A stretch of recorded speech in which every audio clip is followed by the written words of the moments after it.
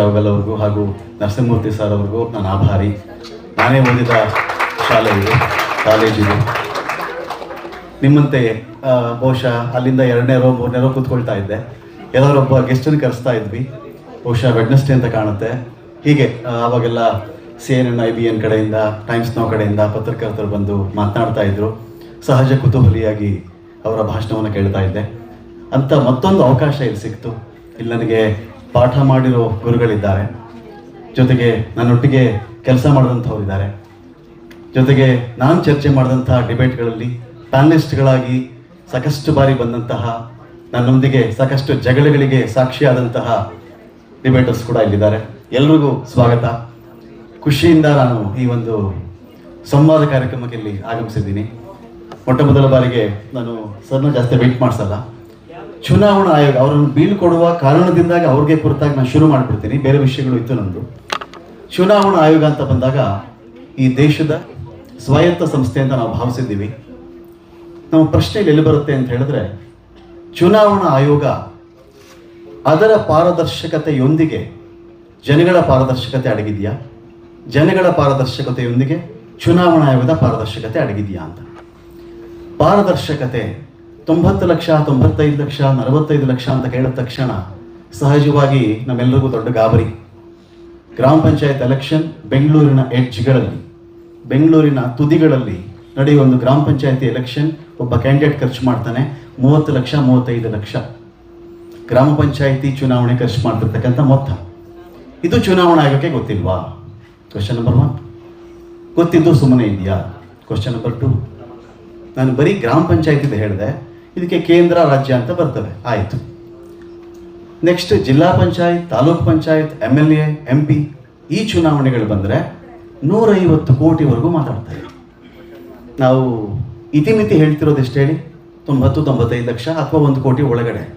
150 ಲಕ್ಷದ ಬಾಬ್ತು, 150 ಕೋಟಿಯ ಬಾಬ್ತು ಅದು. ಇದನ್ನೇನು ಮಾಡೋಣ ನಾವು? ಆಯೋಗಕ್ಕೆ ಗೊತ್ತೇ ಇಲ್ವಾ? ಗೊತ್ತಿದೆ, ವಿಸಿಲ್ ಆ್ಯಪ್ ಮಾಡಿದ್ದೀವಿ, ನೀವು ಎಚ್ಚರಿಸಿ, ಇವೆಲ್ಲ ನಮ್ಮನ್ನು ಅಲರ್ಟ್ ಮಾಡಬೇಕು, ಫೈನ್. ಎಷ್ಟು ದೂರುಗಳು ದಾಖಲಾಗಿದೆ ಇಲ್ಲಿವರೆಗೂ? ಚುನಾವಣಾ ಆಯೋಗ ಅದೆಷ್ಟು ಜನಗಳ ಮೇಲೆ ನಿರ್ದಾಕ್ಷಿಣ್ಯ ಕ್ರಮಕ್ಕೆ ಮುಂದಾಗಿ ಅವ್ರನ್ನ ಒಳಗಡೆ ಹಾಕಿಸಿದೆ. ನಮಗೆ ಬೇಕಿರೋದು ಇಲ್ಲಿ ಆವ್ರೇಜ್ ರೇಟ್ ಬೇಕಾಗತ್ತೆ ನಮ್ಗೆ ಯಾವಾಗಲೂ. ನಾನು ದೂರು ಕೊಟ್ಟೆ, ನನ್ನ ಜೀವ ಒತ್ತೆ ಇಟ್ಟು ದೂರು ಕೊಡ್ಬೇಕು ನಾನು. ಯಾಕೆ ಹೇಳಿ? ಯಾಕೆ ಬಿಡ್ತಾನ ನನ್ನನ್ನು? ವಿಸಿಲ್ ಆ್ಯಪ್ ಇದೆ, ನೀವು ಎಚ್ಚರಿಸ್ಬಿಡಿ, ನೀವು ದನಿಗೂಡಿಸ್ಬಿಡಿ, ಫೈನ್ ಮಾಡ್ತೀನಪ್ಪ, ನಾಳೆನೇ ಬೆಳಿಗ್ಗೆಯಿಂದ ಶುರು ಮಾಡ್ತೀನಿ. ನಾನು ಮಾಡಿದ ತಕ್ಷಣ ಒಂದು ನನ್ನ ರಕ್ಷಣೆ ಎನ್ಶೂರ್ ಆಗಬೇಕು, ನಾನು ಸೇಫ್ ಅನ್ನೋ ಒಂದು ಫೀಲ್ ಬರಬೇಕು ನನಗೆ. ನನ್ನೊಂದಿಗೆ ಈ ದೇಶದ ಚುನಾವಣಾ ಆಯೋಗ ಇದೆ. ಕರೆಕ್ಟ್. ಅದನ್ನು ಎನ್ಶೂರ್ ಮಾಡದೆ ಯಾವ ಧೈರ್ಯದ ಮೇಲೆ 150 ಕೋಟಿ ರೂಪಾಯಿಯನ್ನ ಒಂದೇ ಒಂದು ಎಲೆಕ್ಷನ್ಗೆ ಖರ್ಚು ಮಾಡುವ ಹಣದ ಬಾಹುಬಲಿಯನ್ನ ಒಬ್ಬ ಸಾಮಾನ್ಯ ಮನುಷ್ಯ ಹೇಗೆ ಫೇಸ್ ಮಾಡಬಲ್ಲ? Is it possible? ಯಾವ ಟಿಪ್ಪರ್, ಯಾವ ಲಾರಿ, ಯಾವ ಬೈಕು, ಯಾರ ಮೇಲೆ ಯಾವ ಜೀಪ್ ಹರಿಯುತ್ತೆ, ವಿ ಡೋಂಟ್ ನೋ. ನನ್ನ ಫ್ಯಾಮಿಲಿಗೆ ಯಾರು ರಕ್ಷಣೆಯಾಗಿ ನಿಲ್ಲಬಲ್ಲರು? ನಮ್ಗೆ ಉತ್ತರ ಗೊತ್ತಿಲ್ಲ ಅದಕ್ಕೆ. ಇಲ್ಲಿ ಅಲ್ಲಲ್ಲಿ ಸರ್ಕಲ್ಗಳಲ್ಲಿ ಅಲ್ಲಲ್ಲಿ ಒಂದು ಶಾಮಿಯಾನ, ಒಂದು ಕ್ಯಾಮರಾ, ಒಂದು CCTV, ಒಂದು ಪಡೆ, ಒಂದು ಅರೆಸೇನಾ ಪಡೆ ನಿಂತಿರ್ತಾರಲ್ವಾ. 30 ಲಕ್ಷ ಸೀಸ್ ಆಗುತ್ತೆ. ಲೆಕ್ಕ ಬರೋದು ಎಷ್ಟೋ ಸಂದರ್ಭಗಳಲ್ಲಿ 10 ಲಕ್ಷ, 12 ಲಕ್ಷ. ರಿಮೈನಿಂಗ್ 18 ಲಕ್ಷ ಏನಾಯಿತು? ನಮ್ಗೆ ಯಾರಿಗಾದ್ರೂ ಉತ್ತರ ಗೊತ್ತಾ? ನೋ, ಗೊತ್ತಿಲ್ಲ. ಹಾಗಾದರೆ ನಾನು ಹೇಳ್ತಿರೋದು ಪೂರ್ತಿ ಸುಳ್ಳ? ಪೂರ್ತಿ ಸುಳ್ಳ? ನಿಮ್ಮ ಯಾರ ಗಮನಕ್ಕೂ ಬಂದೇ ಇಲ್ವಾ ಇದು? ಒಂದು. ಎರಡನೆಯದು, ಈಗ ಇವರು ಒಂದು 90 ಲಕ್ಷದ ವ್ಯಾಪ್ತಿಯನ್ನು ಮಾತಾಡ್ತಾರೆ. ನಾನು ತಕರಾರಿಲ್ಲ ಸರ್, ನಾನು ಜೆನ್ಯೂನ್ ಕ್ವಶನ್ಸ್ ನಿಮ್ಗೆ ಕೇಳ್ತಾ ಇದ್ದೀನಿ. ನೀವು ಪೂರ್ತಿ ಇದಕ್ಕೆ ಆನ್ಸರ್ ಮಾಡಬಲ್ಲಿರೋ ನಿಮ್ಮ ಮೇಲಿರೋ ಅಧಿಕಾರಿಗಳು ಮಾಡಬಹುದಾಗತ್ತೆ, ಅನ್ಯತಃ ಭಾವಿಸಬೇಡಿ ಇದ್ರ ಬಗ್ಗೆ. ಈ ದೇಶದ ಚುನಾವಣಾ ಆಯೋಗಕ್ಕೆ ಸಿಬ್ಬಂದಿಯನ್ನ ಮತ್ತು ಮುಖ್ಯಸ್ಥರನ್ನ ನೇಮಕ ಮಾಡೋ ಒಂದು ಪ್ಯಾನಲಿಂದ, ಒಂದು ಕಮಿಟಿಯಿಂದ ಸುಪ್ರೀಂ ಕೋರ್ಟ್ನ ನ್ಯಾಯಮೂರ್ತಿಗಳನ್ನ ಆಚೆ ಇಟ್ಟು ಸೈನ್ಸ್ಕೊಂಡ್ಬಿಡ್ತಾರಲ್ಲ, ಹೇಗಿದು? ಸುಪ್ರೀಂ ಕೋರ್ಟ್ನ ನ್ಯಾಯಮೂರ್ತಿಗಳು ಇಲ್ಲಿ ಯಾರು ಬರೋ ಅವಶ್ಯಕತೆ ಇಲ್ಲ. ಈ ದೇಶದ ಚುನಾವಣಾ ಆಯುಕ್ತರನ್ನ, ಸಿಬ್ಬಂದಿಯನ್ನ ನಾವೇ ನೇಮಕ ಮಾಡ್ಕೋತೀವಿ, ನಿಮಗೇನು ಕೆಲಸ ಅಂತ ಹೇಳಿದಾಗ ಚುನಾವಣಾ ಆಯೋಗದ ಕಡೆಯಿಂದ ಒಂದು ಸಣ್ಣ ಅಪಸ್ವರ ಬರಲಿಲ್ಲ ರೀ ಈ ದೇಶದಲ್ಲಿ? ಹೇಗಿದು ಪಾಸಿಬಲ್? ರಾಜಕೀಯ ಪಕ್ಷಗಳು, ವಿರೋಧ ಪಕ್ಷಗಳು ಅವರವರೇ ಸೇರಿಸಿ ಅವರವರೇ ತನಗೆ ಯಾರು ಚುನಾವಣೆ ಮಾಡಬೇಕು ಅಂತ ಡಿಸೈಡ್ ಮಾಡಬಹುದಾ? ಆಗ ಒಂದು ಎಲೆಕ್ಷನ್ ಬಗ್ಗೆ ಅದೆಷ್ಟು ಫೇರ್ ಆಗಿ ನಡೀತು, ಎನ್ನುವುದರ ಬಗ್ಗೆ ಅನುಮಾನ ಬರಲ್ವಾ ಯಾರಿಗಾದರೂ? ಇದಕ್ಕೆ ಆಯೋಗದ ಬಳಿ ಉತ್ತರ ಇಲ್ಲ. Electoral bonds, GST, note bank, GST, electoral bond, connecting dots. ಇದು ಇಲ್ಲಿ ಬಂದಾಗ ಚುನಾವಣಾ ಆಯೋಗ ದೊಡ್ಡ ಮಟ್ಟದ ಧ್ವನಿ ಎತ್ತಿತ್ತು. ಅಲ್ಲಿ ತಪ್ಪಿದು, ನೀವ್ಯಾರು ಎಲೆಕ್ಟ್ರೋಲ್ ಬಾಂಡನ್ನು ಇಶ್ಯೂ ಮಾಡಲಿಕ್ಕೆ? ಇದು ತಪ್ಪಾಗುತ್ತೆ, ಚುನಾವಣೆ ಮೇಲೆ ತಪ್ಪು ಸಂದೇಶವನ್ನು ಕೊಡುತ್ತೆ ಅಂತ ಹೇಳಿದಾಗ ಸರ್ಕಾರ ಕೇಳಲಿಲ್ಲ. ರಿಸರ್ವ್ ಬ್ಯಾಂಕ್ ಆಫ್ ಇಂಡಿಯಾ, ಒಂದು ಅನಾಮಧೇಯ ಎಲೆಕ್ಟ್ರೋಲ್ ಬಾಂಡನ್ನು ನೀವು ಹೇಗ್ರಿ ಇಶ್ಯೂ ಮಾಡ್ತೀರಿ? ಯಾರೋ ಕೊಂಡ್ಕೊಳ್ತಾನೆ, ಇನ್ಯಾರೋ ಕೊಡ್ತಾನೆ, ಯಾರೋ ಕೊಡ್ತಾನೆ, ಕಿಕ್ ಬ್ಯಾಕ್, ವಿಟ್ ಪ್ರೋಕೋ, ಇದು ಬರುತ್ತಲ್ವಾ ಅಂತ ಹೇಳಿದಾಗ RBIನ ಮೇಲಿಗೂ ಕೇರ್ ಮಾಡಲಿಲ್ಲ, ಚುನಾವಣಾ ಆಯೋಗದ ಕಳಕಳಿಗೂ ಕೇರ್ ಮಾಡಲಿಲ್ಲ, ಆತಂಕಕ್ಕೂ ಕೇರ್ ಮಾಡಲಿಲ್ಲ ಅಂತ ಹೇಳಿದಾಗ ಈ ದೇಶದ ಚುನಾವಣಾ ಆಯೋಗ ಅಥವಾ ರಿಸರ್ವ್ ಬ್ಯಾಂಕ್ ಆಫ್ ಇಂಡಿಯಾ ಏನು ಪ್ರಶ್ನೆ ಮಾಡಿದ್ವು ಆಡಳಿತಾರೂಢ ಸರ್ಕಾರವನ್ನ, ಆಡಳಿತಾರೂಢ ಪಕ್ಷವನ್ನ? ಯಾರ ಬಳಿ ಅದ್ರ ಆನ್ಸರ್ ಇದೆಯಾ? ನೋ. 5 ವರ್ಷ ಗುಡುಗಿಸ್ಬಿಟ್ವಿ. We are ready for another election. ಈಗ ಚುನಾವಣಾ ಬಾಂಡ್ಗಳ ಬಗ್ಗೆ ಡೀಟೇಲ್ಸ್ ಕೊಡ್ರಪ್ಪ, ವಿತಿನ್ ಮಾರ್ಚ್ 13 ನೀವೊಂದು ಆನ್ಸರ್ ಮಾಡಿ ಅದಕ್ಕೆ ಅಂತ ಕೇಳಿದ್ರೆ, ಸ್ಟೇಟ್ ಬ್ಯಾಂಕ್ ಆಫ್ ಇಂಡಿಯಾ ಯಾರು ಚುನಾವಣಾ ಬಾಂಡ್ಗಳನ್ನು ಇಶ್ಯೂ ಮಾಡಿದ್ರು ಅವ್ರು ಕೇಳ್ತಾ ಇದ್ದಾರೆ, 3 ತಿಂಗಳ ಟೈಮ್ ಕೊಡಿ, ಜೂನ್ವರೆಗೂ ಟೈಮ್ ಕೊಡಿ, ಜುಲೈವರೆಗೂ ಟೈಮ್ ಕೊಡಿ. Digital India, the so called digital India ಇವತ್ತು ಮಾತನಾಡ್ತಾ ಇದೆ. 4 ತಿಂಗಳು ನನಗೆ ಟೈಮ್ ಬೇಕು, ಚುನಾವಣಾ ಬಾಂಡ್ಗಳು ಯಾರು ಕೊಂಡ್ಕೊಂಡ್ರು ಅಂತ ಹೇಳಲಿಕ್ಕೆ. Where are V? ಎಲ್ಲಿದ್ದೀವಿ ನಾವು? ಹಾಗಾದರೆ ಚುನಾವಣಾ ಬಾಂಡ್ಗಳ ಲೆಕ್ಕವನ್ನ ಒಂದು ಸ್ಟೇಟ್ ಬ್ಯಾಂಕ್ ಆಫ್ ಇಂಡಿಯಾ ಅದನ್ನು ಇಶ್ಯೂ ಮಾಡಿದಂತಹ ಒಂದು ಬ್ಯಾಂಕು ಸುಪ್ರೀಂ ಕೋರ್ಟ್ ಕೊಡ್ಲಿಕ್ಕೆ 4 ತಿಂಗಳ ಟೈಮ್ ಬೇಕಂತೆ. ಯಾಕೆ 4 ತಿಂಗಳ ಟೈಮ್ ಕೇಳಿರಬಹುದು? Anybody? Any guess? That's what. ಹಾಗಾದ್ರೆ ಇದರದ್ದು ಕರ್ತೃತ್ವ, ಇದರದ್ದು ಉತ್ತರದಾಯಿತ್ವ ನಮಗೆ ಬೇಕಲ್ವಾ? ಇದನ್ನು ಯಾರು ಮಾಡ್ತಾರೆ? ಇದಕ್ಕೆ ಯಾರು ಆನ್ಸರ್ ಮಾಡ್ಬೇಕು? ಇದಕ್ಕೆ ನಾನು ಯಾರನ್ನು ಕೇಳಲಿ? ಇದು ಒಂದು ಭಾಗ. ಎರಡನೇ ಭಾಗ ಚುನಾವಣಾ ಅಕ್ರಮಗಳು. ಚುನಾವಣಾ ಅಕ್ರಮ. ಸರ್, ಅವನು ಕುಕ್ಕರ್ ಹಂಚ್ತಾ ಇದ್ದ, ಇವನು ಲಿಕ್ಕರ್ ಹಂಚ್ತಾ ಇದ್ದ, ಇನ್ನೊಬ್ಬ ಇನ್ನೊಂದು ಹಂಚ್ತಾ ಇದ್ದ, ಅದು ಲಾರಿಲಿ ಬಂದಿತ್ತು, ಆಯ್ತು, ಬಂದಿದ್ದೀವಿ, ದಾಳಿ ಮಾಡಿದ್ದೀವಿ, ಪ್ರಕರಣ ದಾಖಲಿಸ್ಕೊಂಡಿದ್ದೀವಿ, ಆಯ್ತು, ಶಿಕ್ಷೆ ಹೇಳ್ರಪ್ಪ. 10 ಜನದ ಹೆಸರು ಇಮ್ಮಿಡಿಯೇಟ್ ಆಗಿ ಹೇಳ್ಬೇಕು ನನಗೆ. ಚುನಾವಣಾ ಅಕ್ರಮದ ಬಗ್ಗೆ ಇವನ ಮೇಲೆ ಕೇಸ್ ದಾಖಲಾಗಿತ್ತು, ಇವನ್ನ ತುಂಬಾ ಕ್ರಮಗಳಾಯಿತು, ಹೇಳಿ 10 ನೇಮ್ ಫಾಸ್ಟ್ ಆಗಿ, 10 ನೇಮ್ಸ್.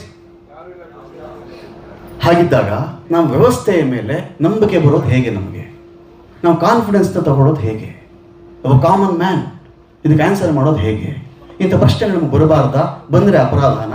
ಒಂದು ಸ್ವಾಯತ್ತ ಸಂಸ್ಥೆ ನಾವು ಕ್ವಶನ್ ಮಾಡ್ತಾ ಇದ್ದೀವಿ ಅನ್ನೋ ಆರೋಪವನ್ನು, ಶತ್ರುತ್ವವನ್ನು ನಾವು ಕಟ್ಕೊಳ್ಬೇಕಾ? I don't no.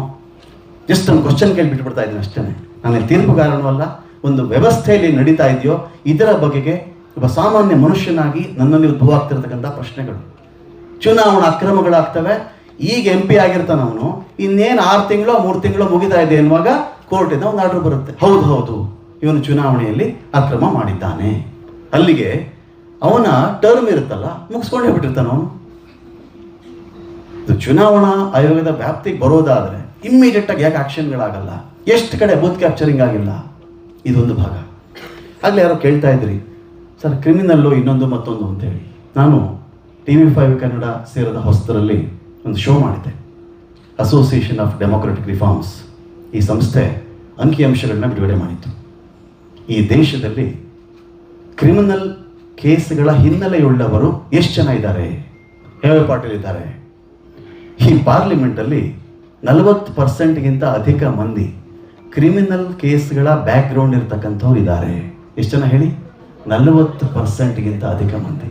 ಯಾರೋ ದೊಡ್ಡ ನಾಯಕರು ಮಾತನಾಡ್ತಾ ಇದ್ರು, ನಾನು ಪ್ರಧಾನಿ ಆಗ್ತಾ ಇದ್ದಂಗೆನೆ ಮಾಡುವ ಮೊಟ್ಟ ಮೊದಲ ಕೆಲಸ ಕ್ರಿಮಿನಲ್ಗಳನ್ನು ಆಚೆ ಹಾಕ್ಬಿಡ್ತೀನಿ, ಇರ್ರೆಸ್ಪೆಕ್ಟಿವ್ ಆಫ್ ದಿ ಪಾರ್ಟೀಸ್. ಯಾವುದೇ ಪಾರ್ಟಿಲಿರಲಿ, ಆ ಪಾರ್ಟಿಲಿರುವ ಕ್ರಿಮಿನಲ್ಗಳನ್ನು ನಾನು ಬಿಡಲ್ಲ, ಸುಪ್ರೀಂ ಕೋರ್ಟ್ಗೆ ಫೈಲ್ ಕಳಿಸ್ಬಿಡ್ತೀನಿ, ಅಲ್ಲಿಂದ ಅವರು ನಿರ್ದೋಷಿಗಳು ಅಂತ ತೀರ್ಪು ಬಂದ ತಕ್ಷಣ ಒಳಗಡೆ ಬಿಟ್ಕೊಳ್ತೀನಿ, ಇಲ್ಲಿದ್ರೆ ಆಚೆ ಅಂತ. ಇವತ್ತು ಕ್ರಿಮಿನಲ್ಸ್ಗೆ ಫಸ್ಟ್ ಪ್ರಿಫರೆನ್ಸಾ ಎನ್ನುವ ಮಟ್ಟಿಗೆ ಪಕ್ಷ ಸೇರ್ಪಡೆ ಕಾರ್ಯಕ್ರಮ ನಡೀತಾ ಇರ್ತದೆ. More than 40%, 1%, 2% okay. ನಾನು ಒಂದು ಪಾರ್ಟಿಯಿಂದ ಮಾತಾಡ್ತಾ ಇದ್ದೆ, ಎಲ್ಲ ಪಾರ್ಟಿಗಳಲ್ಲೂ ಇದ್ದಾರೆ. ನನ್ನೊಂದು ಕೋರಿಕೆ ಇತ್ತು ಆ ಒಂದು ಚರ್ಚೆಯಲ್ಲಿ, ಆ ಒಂದು ಸೀರೀಸಲ್ಲಿ. ಕೋರಿಕೆ ಇಷ್ಟನೇ, ಯಾವ ವ್ಯಕ್ತಿಗೆ ಕ್ರಿಮಿನಲ್ ಕೇಸ್ಗಳ ಹಿನ್ನೆಲೆ ಇದೆಯೋ ಅವನ ಹೆಸರಿನ ಮುಂದೆ ಒಂದು ರೆಡ್ ಬಟನ್ ಇಟ್ಟುಬಿಡಿ. ಅವನ ಹೆಸರಿನ ಮುಂದೆ EVMನಲ್ಲಿ ಒಂದೇ ಒಂದು ರೆಡ್ ಬಟನ್ ಇಟ್ಟುಬಿಡಿ. ನಾನು ಮಾಡಿರೋ ಶೋ ಇದು. ಸೋ ದ್ಯಾಟ್ ಇವ್ರು ಹೇಳ್ತಾರಲ್ಲ, ವೆಬ್ಸೈಟಲ್ಲಿ ಹುಡುಕಿ, ನ್ಯೂಸ್ ಪೇಪರಲ್ಲಿ ಓದ್ಕೊಂಬಿಡಿ, ಯಾರು ಕ್ರಿಮಿನಲ್ಲೋ ಏನೋ. ಒಬ್ಬ ಅವಿದ್ಯಾವಂತನಿಗೆ ಗೊತ್ತಾಗದೇ ಇರಬಹುದು, ಒಬ್ಬನಿಗೊಬ್ಬ ರೀಚ್ ಇರಬಹುದು ಕಂಪ್ಯೂಟರ್, ಒಬ್ಬನ ರೀಚ್ ಇಲ್ಲದೆ ಇರಬಹುದು. ಅವನು ಬಟನ್ ಇಟ್ಟಾಗ ಏನಾಗುತ್ತೆ ಹೇಳಿ, ಒಂದು ತಿಳುವಳಿಕೆ ಇರುವಂಥ ಒಂದು ಸಣ್ಣ ಸ್ವಲ್ಪ ತಿಳುವಳಿಕೆ ಇರೋ ಅಜ್ಜಿಗೋ ಅನಕ್ಷರಸ್ಥರಿಗೋ ನೋಡಿದ ತಕ್ಷಣ ಓ ರೆಡ್ ಬಟನ್ ಅಂದರೆ ಯಾರೋ ಡೇಂಜರ್ ಇವನು ಹಿಂದೆ ಏನೋ ಕ್ರಿಮಿನಲ್ ಬ್ಯಾಕ್ಗ್ರೌಂಡ್ ಇದೆಯಂತೆ. ತಪ್ಪಿತಸ್ಥ ಇಲ್ವಾ? 2 ವರ್ಷ ಎಕ್ಸಾಕ್ಟಾಗಿ 2 ವರ್ಷ ಶಿಕ್ಷೆ ಆದರೆ 6 ವರ್ಷಗಳ ನಿಷೇಧ, 2 ವರ್ಷಗಳ ಶಿಕ್ಷೆ ಆಗದೇ ಇದ್ರೆ ಅವನು ಒಳ್ಳೆಯವನು. ಸೊ ಈ ನೀತಿಗಳಿಂದ ಏನಾಗುತ್ತೆ, ಚುನಾವಣಾ ಆಯೋಗದ ಬಗ್ಗೆ ನಮಗೊಂದು ಭರವಸೆ ಬರುವಂತಾಗಬೇಕು ಇಂಥ ಕ್ರಮಗಳಿಂದ. EVM ಅಲ್ಲಿ ಒಂದು ರೆಡ್ ಬಟನ್ ಹಿಡಿದು ನಿಜವಾಗ್ಲೂ ದೊಡ್ಡ ಕೆಲಸನ, ತುಂಬ ಅಸಾಧ್ಯವಾದ ಬೆಳವಣಿಗೆನ ಅದು. Again coming back to VVPAT sample size ಥರ ಕೊಡ್ತಾರೆ ನಮಗೆ. ಸ್ಯಾಂಪಲ್ ಸೈಜ್ ಎಲ್ಲ ಬೂತ್ಗಳಲ್ಲೂ ಯಾಕೆ ವಿವಿಪ್ಯಾಟ್ಗಳು ಇಡಬಾರ್ದು? ಕಾಸ್ಟ್ಲಿ, ಚುನಾವಣಾ ವೆಚ್ಚ ತುಂಬ ಖರ್ಚಾಗ್ಬಿಡುತ್ತೆ ಅಲ್ವಾ? 1 ಲೀಟ್ರ್ ಪೆಟ್ರೋಲ್ನ ಮೂಲ ಬೆಲೆಗಿಂತ ಜಾಸ್ತಿ ಟ್ಯಾಕ್ಸ್ ಕಟ್ತಿರೋ ದೇಶ ನಮ್ಮದು. ಪೆಟ್ರೋಲ್ನ ಮೂಲ ಬೆಲೆಗಿಂತ ಟ್ಯಾಕ್ಸ್ ಜಾಸ್ತಿ ಕಟ್ತಿರೋ ದೇಶ ರೀ ಇದು. ಒಂದು ವಿವಿಪ್ಯಾಟಲ್ಲಿ 10 ರೂಪಾಯಿ ಖರ್ಚಾಗ್ಬೋದು ಒಂದು ಓಟ್ಗೆ, 5 ರೂಪೀಸ್ 6 ರೂಪೀಸ್ ಮಾಡಿ. ನನಗೊಂದು ಟ್ರಾನ್ಸ್ಪರೆಂಟ್ ವ್ಯವಸ್ಥೆ ಬೇಕು, ನಿಷ್ಪಕ್ಷಪಾತ ಚುನಾವಣೆ ಮತ್ತು ಮಾಧ್ಯಮ, ಒಂದು ಟ್ರಾನ್ಸ್ಪರೆಂಟ್ ಸಿಸ್ಟಮ್ ನನಗೆ ಬೇಕು ಅಂದಾಗ ನಾನು ನಂಬಿಕೊಂಡಿರುವ ಚುನಾವಣಾ ಆಯೋಗ ಆ ವ್ಯವಸ್ಥೆ ನನಗೆ ಸಪ್ಲೈ ಮಾಡಬೇಕು. ಕಳಕಳಗೇನಿದೆ ಇಲ್ಲಿ? ಎಲ್ಲದರ ಬಗ್ಗೆ ಮಾತಾಡ್ತೀವಿ. ಯಾವುದೋ $1 ರೂಪಾಯಿ ಒಂದು ಯೂನಿಟ್ಗೆ ಬೆಲೆ ಹಾಕ್ಬಿಟ್ರೆ ಮುಗಿದೋಯ್ತು, ಬಂದ್ಬಿಡ್ತು ಹಣ. ಮಾಡಿ ಎಲ್ಲದಕ್ಕೂ ವಿವಿಪ್ಯಾಟ್ ಅಪ್ಲೈ ಮಾಡಿ. ಇದೊಂದು. ಇನ್ನೊಂದು ಡೌಟ್ ಇತ್ತು ನನಗೆ, ಸರ್ ಇದರ ಕೇಳ್ಬಿಡ್ತೀನಿ. ಈ EVMಗಳು ಬಂತು, ಇದಕ್ಕಿಂತ ದೊಡ್ಡ ವಿಚಾರ ಏನು ಅಂತ ಹೇಳಿದ್ರೆ, ಅಯ್ಯೋ ಬ್ಯಾಲೆಟ್ ಎಲ್ಲ ಮಾಡಿದಾಗ ತುಂಬ ಖರ್ಚಾಗ್ತಿತ್ತು, ತುಂಬ ಮಾನವ ಸಂಪನ್ಮೂಲ, ತುಂಬ ವೋಟ್ ಕೌಂಟಿಂಗ್ ಎಲ್ಲ ಕಷ್ಟ ಆಗ್ತಾ ಇತ್ತು ಎಲ್ಲ ಮಾತಾಡ್ತಿದ್ರಲ್ವಾ. EVM ಅಂದಮೇಲೆ ಎಲ್ಲ ಸುಲಭ ಆಗಿದೆ, ಎಸ್ ಅಗ್ರಿ, ಡಿಜಿಟಲ್ ಆಗಿದೆ, ಈಸಿ ಬಂತಲ್ವಾ. 7 ಹಂತಗಳಲ್ಲಿ ಚುನಾವಣೆ. ನಾವೇ ಹೆಡ್ಲೈನು ಬ್ರೇಕಿಂಗ್ ನ್ಯೂಸು ಕಿರ್ಚಿದ್ದೆ. 7 ಸ್ಟೇಜು 8 ಸ್ಟೇಜು 9 ಸ್ಟೇಜ್ಗಳಲ್ಲಿ ಚುನಾವಣೆ, ಭಾರಿ ಭದ್ರತೆ ಆಯಿತು. ಇವತ್ತು ಚುನಾವಣೆ ನಡೆದು 1 ತಿಂಗಳಾದ ಮೇಲೆ EVMಗಳನ್ನು ಒಂದು ಕಡೆ ಹಾಕ್ಕೊಂಡು ಕೌಂಟ್ ಮಾಡೋ ಸಿಸ್ಟಮಲ್ಲಿ ನಾವಿದ್ದೀವಿ ಅಲ್ವಾ. ನನ್ನ ಇಡೀ ಪ್ರಶ್ನೆ ಇರೋದು, ಎಲ್ಲ ಡಿಜಿಟಲ್ ಇದೆ. ಅವತ್ತು ಚುನಾವಣೆ ನಡೆದು ಅವತ್ತು ಸಂಜೆಯೇ ಯಾವ ಬೂತಲ್ಲಿ ವೋಟಿಂಗ್ ನಡೆದಿತ್ತೋ ಓಪನ್ ಮಾಡಿ ಎಲ್ಲ EVM 1 ಅವರ್ ಟೈಮ್ ತೊಗೊಳ್ಳಿ. EVM ತಾನೇ ಇಲ್ಲ, ಏನು ದೇವಸ್ಥಾನದ ಹುಂಡಿ ಥರ ಎಲ್ಲ ದುಡ್ಡು ಒಂದು ಕಡೆ ಹಾಕ್ಬಿಟ್ಟು 10 ರೂಪಾಯಿ ನೋಟು 20 ರೂಪಾಯಿ ನೋಟು ಎಣಿಸ್ತಿಲ್ವಲ್ಲ, ಯಾಕೆ ಮಾಡಲ್ಲ? ವೈ? ಒಂದು ಟ್ರಾನ್ಸ್ಪರೆನ್ಸಿ ಅಂತ ಬಂದಾಗ ದೇಶದ ಕಟ್ಟ ಕಡೆಯ ವ್ಯಕ್ತಿಯ ಮನಸ್ಸಲ್ಲಿ ಒಂದೇ ಒಂದು ಅನುಮಾನಕ್ಕೆ ಎಡೆಯಿಲ್ಲದ ರೀತಿಯಲ್ಲಿ ಒಂದು ವ್ಯವಸ್ಥೆ ಬದಲಾಗಬೇಕು. ಇದು ಅಸಾಧ್ಯ ಅಂತ ಹೇಳಿದ್ರೆ ನಾನು ಈ ಟಾಪಿಕ್ ವಾಪಸ್ ತೊಗೊಂಡ್ಬಿಡ್ತೀನಿ. It is impossible in India, highly impossible. ಎಲ್ಲ ಕಡೆ ಕನೆಕ್ಟ್ ಆಗುತ್ತೆ. ನಿಮಗೆ ಒಂದು ಕಂಪ್ಯೂಟರ್ ಕನೆಕ್ಟ್ ಮಾಡ್ಕೊಳ್ಳಿ, ಯಾವ ಬೂತು XYZ, ಬೆಂಗಳೂರು ಸಿಟಿ, ಯೂನಿವರ್ಸಿಟಿ, ಇಲ್ಲಿ ಆಗೋ ಬೂತ್ಗಳು, ಇನ್ನೊಂದು ಕಡೆ ಆಗೋ ಬೂತ್, ಎಲ್ಲ ಕಡೆ ಒಂದು ಕಾಮನ್ ಲಿಂಕ್ ಕನೆಕ್ಟ್ ಮಾಡಿ. ಎರಡು ಎಷ್ಟು ಬಂತು ಹೇಳಿ? Within half an hour, within 1 hour, 2 hour, 3 hour, take 6 hours. Announce it on that day itself. Which is the force which is stopping you? ಯಾವ ಶಕ್ತಿ ನಿಮ್ಮನ್ನು ತಡೀತಾ ಇದೆ? ಸ್ವತಂತ್ರ ಸ್ವಾಯತ್ತ ಸಂಸ್ಥೆ ನಿಮ್ಮದು. ಇಂಥದ್ದೆಲ್ಲ ಯಾಕೆ ಮಾಡಬೇಕು ಅಂತ ಹೇಳ್ತೀನಿ ಅಂತ ಹೇಳಿದ್ರೆ, ಚುನಾವಣಾ ವ್ಯವಸ್ಥೆಯ ಬಗ್ಗೆ ಒಂದು ಗೌರವ, ಅದರ ಬಗೆಗಿನ ಒಂದು ನಂಬಿಕೆ ಹೆಚ್ಚಾಗಬೇಕು ಅನ್ನೋ ಸದ್ಬುದ್ಧಿ ಮತ್ತು ಸತ್ಕಾಳಜಿಯಿಂದ ಕೇಳ್ತಾ ಇದ್ದೀನಿ ಅಷ್ಟೇ. ಬೇರೆ ಏನು ಇಂಟೆನ್ಷನ್ಸ್ ಇಲ್ಲ ನಮಗೆ. ಇನ್ನು ಜನಗಳ ರೋಲ್, ಜನ ದುಡ್ಡು ಕೊಟ್ಬಿಡ್ತಾರೆ. 2,000 ಕೊಟ್ಟರೆ ಒಂಥರ, 1,000 ಕೊಟ್ಟರೆ ಒಂಥರ, ಕುಕ್ಕರ್ ಕೊಟ್ಟರೆ ಒಂಥರ, ಸೀರೆ ಕೊಟ್ಟರೆ ಒಂಥರ, ಅಗ್ರಿ. ಇದೆಲ್ಲ ಕೊಡಬೇಕಾದ್ರೆ ನಾನು ಹೇಳ್ತೀವಲ್ವಾ, ಪಾರದರ್ಶಕ ವ್ಯವಸ್ಥೆ ಅನ್ನೋದು ಬರೀ ಮಾಧ್ಯಮದಿಂದ ಸಾಧ್ಯ ಇಲ್ಲ, ಜನಗಳಿಂದ ಸಾಧ್ಯ ಅಂತ. ಒಮ್ಮೆ ನಾವೆಲ್ಲರೂ ನಮ್ಮ ತಾಯಿನೋ, ನಮ್ಮ ಅಮ್ಮನೋ, ಅಥವಾ ನಮ್ಮ ಅಜ್ಜಿನೋ, ನಮ್ಮ ತಂಗಿದಿರೋ ಯಾರಾದರೂ ನಮ್ಮ ಮನೆಗೆ ಬಂದು ಹಣ ಕೊಟ್ಟಾಗ ಎಷ್ಟು ಜನ ಪ್ರಾಮಾಣಿಕವಾಗಿ ನಾವು ಸ್ಟಾಪ್ ಮಾಡಿದ್ದೀವಿ? ಕೈ ಎತ್ತಿ. ಹಾರ್ಡ್ಲಿ ಒಂದು 4-5 ಜನ. ಅವ್ರಿಗೇನನ್ಸುತ್ತೆ ಈಗ? ಪ್ರಾಣೇಶ್ ಸರ್ ಏನನ್ಸುತ್ತೆ? ಎಲ್ಲ ಭಾಷಣ ಮಾಡ್ತಾ ಇದ್ದೀರಿ, ಅದ್ಭುತ ಭಾಷಣ ಕೇಳ್ತಾ ಇದ್ದೀರಿ, ನಿಮ್ಮ ಕೊಡುಗೆ ಏನರಪ್ಪ? ಬರೀ ನನ್ನ ಮೇಲೆ ಬ್ಲೇಮ್ ಮಾಡ್ತಿದ್ದೀರಲ್ಲ, ಎಲೆಕ್ಷನ್ ಕಮಿಷನ್ ಹಾಗೆ ಹೀಗೆ ಅಂತ. ನಿಮ್ಮ ಕೊಡುಗೆ ಅಂದರೆ ಇದೆಲ್ಲ ಎಲ್ಲಿಂದ ಶುರುವಾಗಬೇಕು ಅಂತ ಹೇಳಿದ್ರೆ, ನನ್ನಿಂದ ನಾನು ಬದಲಾವಣೆ ಬಯಸಬೇಕು ಅನ್ನೋದಾದರೆ ಆ ಮೊಟ್ಟ ಮೊದಲ ಬದಲಾವಣೆ ನಾನಾಗಬೇಕು. ಆ ಬದಲಾವಣೆ ನಾನಾಗದೆ ಶಾಸ್ತ್ರ ಹೇಳೋಕ್ಕೆ ಬದನೆಕಾಯಿ ತಿನ್ನೋಕ್ಕೆ ಎಂದಾಗ್ಬಿಡುತ್ತೆ. ಅಲ್ವಾ? ಫಸ್ಟ್ ನಿಮ್ಮ ಮನೆಯಿಂದ ಶುರುವಾಗಲಿ. ಯಾರೇ ಹಣ ಕೊಡ್ತಾ ಇದ್ದೀರಾ, ನೀನು ನನಗೇನು ಕೊಡ್ತಾ ಇಲ್ಲಪ್ಪ, ಯು ಆರ್ ಇನ್ವೆಸ್ಟಿಂಗ್. ನೀನು ನನ್ನ ಮೇಲೆ ಬಂಡವಾಳನ ಹೂಡಿಕೆ ಮಾಡ್ತಾ ಇದೀಯಾ. ಜೊತೆಗೆ ಇದರೊಂದಿಗೆ ನಿನಗೆ ನನ್ನ ಕೈ ಚಾಚಿದ್ನಲ್ಲ, ಆ ಮರುಕ್ಷಣದಿಂದ ನಾನು ನಿನ್ನನ್ನು ಪ್ರಶ್ನಿಸುವ ನನ್ನ ನೈತಿಕ ಹಕ್ಕನ್ನು ನಿನಗೆ ಮಾರಿಕೊಂಡೆ ಎಂದು. ಅಯ್ಯೋ ಆ ಸಂಸದ ಬರಲಿಲ್ಲ, ಅಯ್ಯೋ ನಮ್ಮಲ್ಲಿ ಒಂದೇ ಒಂದು ಆಸ್ಪತ್ರೆ ಆಗಲಿಲ್ಲ, ಅಯ್ಯೋ ಇಲ್ಲಿ ಮಗು ಸಾಯ್ತಾ ಇದ್ರು ಅವ್ನು ಬರಲಿಲ್ಲ. ಯಾಕೆ ಮಾತಾಡ್ತೀರಿ? ಅವ್ನು ಕೊಟ್ಟಿದ್ದಾನಲ್ಲ 2,000 ರೂಪಾಯಿ, ಸೇರಿಸಿ, ಅದರಲ್ಲಿ ಸೇರಿಸಿ ಆಸ್ಪತ್ರೆಗೆ. ಅವನು ರೋಡ್ ಸರಿ ಇಲ್ಲ ಅಂತ ಅವ್ನು ರೋಗಕ್ಕೆ ಯಾಕೆ ಹೇಳ್ತೀರಿ ನೀವು ಅವನನ್ನ? ಬೇರೆಯವರಲ್ಲಿ ಮನೆ ಮಾಡ್ಕೊಳ್ಳಿ, 2,000 ರೂಪಾಯಿ ಕೊಟ್ಟಿದ್ದಾನಲ್ಲ ಅವ್ನು ನಿಮಗೆ. ಅಯ್ಯೋ ಮಕ್ಕಳಿಗೆ ಸ್ಕೂಲ್ ಸರಿ ಇಲ್ಲ, ಸ್ಕೂಲ್ ಫೀಸ್ ಜಾಸ್ತಿ ಆಗಿಬಿಡ್ತು, 2,000 ರೂಪಾಯಿ ಕೊಟ್ಟಿದ್ದಾನಲ್ಲ, ಸೇರಿಸಿ. ಸೇರಿಸ್ತೀರಾ? ಅಯ್ಯೋ ಅಕ್ಕಿಲ್ ಹುಳ, ಗೋಧಿಲ್ ಹುಳು, ಅಯ್ಯೋ ಪೆಟ್ರೋಲ್ ಟ್ಯಾಕ್ಸ್ ಜಾಸ್ತಿ ಐತಿ, ಯಾಕೆ? 2,000 ರೂಪಾಯಿ ಕೊಟ್ಟಿದ್ದಾನಲ್ಲ, ಕಟ್ಕೊಳ್ಳಿ 5 ವರ್ಷಕ್ಕೆ. ಆಗಲ್ಲ ಅಲ್ವಾ? ಒಂದು ದಿನಕ್ಕೆ ಸಾಲದೆ ಇದ್ದ ಮೇಲೆ ಇನ್ನು ತಗೊಳ್ಬೇಕಾದ್ರೆ ಯೋಚನೆ ಮಾಡಬೇಕಾದಿಲ್ಲ. ನೀನಲ್ಲ, ಇನ್ ಜನರಲ್. ಸೊ ವ್ಯವಸ್ಥೆ ಇಲ್ಲಿ ಬಂದು ನಿಂತ್ಕೊಳ್ಳುತ್ತೆ. ಇನ್ನೂ ಬೇಕಾದಷ್ಟು ಸರ್ ಇಷ್ಟ ಇತ್ತು. ನೀವು ನನ್ನ ಇಷ್ಟು ಪ್ರಶ್ನೆಗಳಿಗೆ ಸಾಧ್ಯವಾದರೆ ನಿಮ್ಮ ಪರಿಮಿತಿಯಲ್ಲಿ ತಾವು ಕೆಲಸ ಮಾಡ್ಬೋದು ಅಂತ ಭಾವಿಸಿದ್ದೀನಿ sir. I hope it's my genuine request with you sir. Okay, ನಾನು ನಿಮ್ಗೆ ಗಮನ ತರಲಿಕ್ಕೆ ಬಯಸ್ತೀನಿ. ಕೆಲವೊಂದು ಭಾರತ ಚುನಾವಣಾ ಆಯೋಗ ವ್ಯಾಪ್ತಿಗೆ ಬರೋದ್ರಿಂದ ನಾನು ಅದ್ರ ಬಗ್ಗೆ ಹೆಚ್ಚಿಗೆ ಹೇಳಲಿಕ್ಕೆ ಇಷ್ಟಪಡಲ್ಲ. ಬಟ್ ಗೊತ್ತಿರೋದು ಹೇಳ್ತೇನೆ. ನಾನು ನಿಮಗೆ ಹೇಳಿದಂಗೆ ಇಲ್ಲಿ VVPAT ಅನ್ನೋದು ಪ್ರತಿ ಬೂತ್ಗೂ ಕೊಡ್ತಾ ಇದ್ದೀವಿ. ಈಗ ಲಾಸ್ಟ್ 2013 ಎಲೆಕ್ಷನ್ಸ್ ಇಂದ ಮತ್ತು 18 ಎಲೆಕ್ಷನ್ಸ್ಗೆ ಮೇಲೆ ನಾವು ಜಾಸ್ತಿ ಹೇಳಕ್ಕಾಗಲ್ಲ. ಇನ್ನೊಂದು ಹೇಳ್ಬಿಡ್ತೀನಿ ಸರ್, ಇದೀರಿ ಚುನಾವಣಾ